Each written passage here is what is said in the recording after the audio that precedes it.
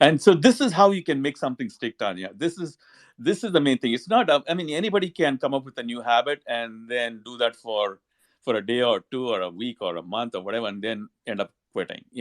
That's not going to be lifelong. So what we want to do is create a habit that will stick. So pick and choose the habit that is most important to you, and chunk it down to the bare minimum, both in time of both in terms of effort that it needs and the time that it needs. So make it so tiny, and that's the reason Dr. BJ Fogg calls it tiny habits.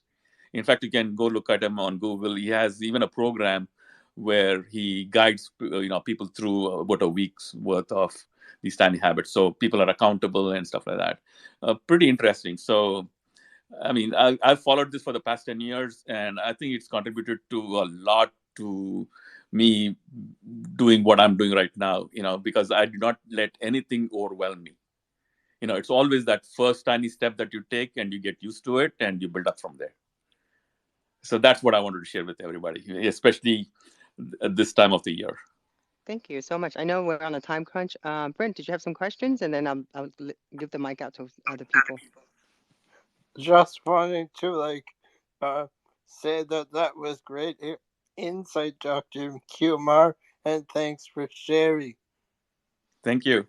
Because I know that people will say that they're gonna do something, like a habit, but they never actually achieve doing it.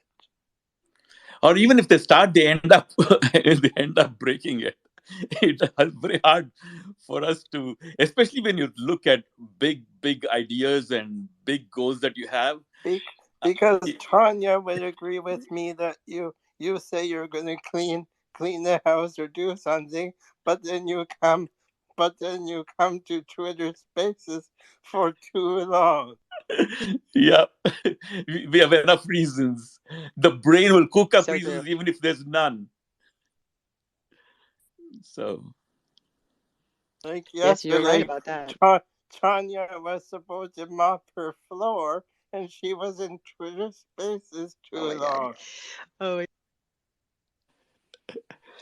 because that's there's so many wonderful information and conversation. So, let's we have about 7 minutes. I want to be mindful because he has an appointment. Dr. Kumar does. So, Brent, do you have another question? So, because I'm gonna go give the mic to first to Dan, and then insightful mindsets is after that.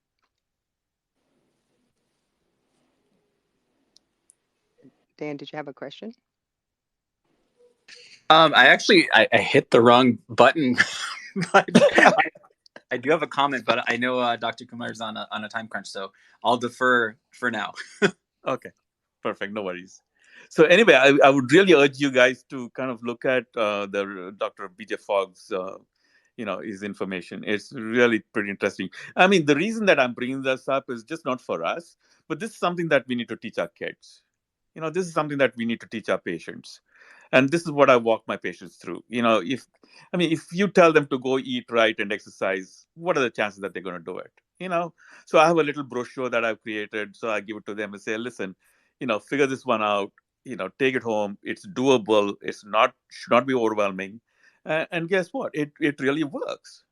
So this is something that you can apply, to your employees or your company or wherever. It doesn't matter. Your family or your friends. It's something that I think will really help, and it is so simple. That's the key.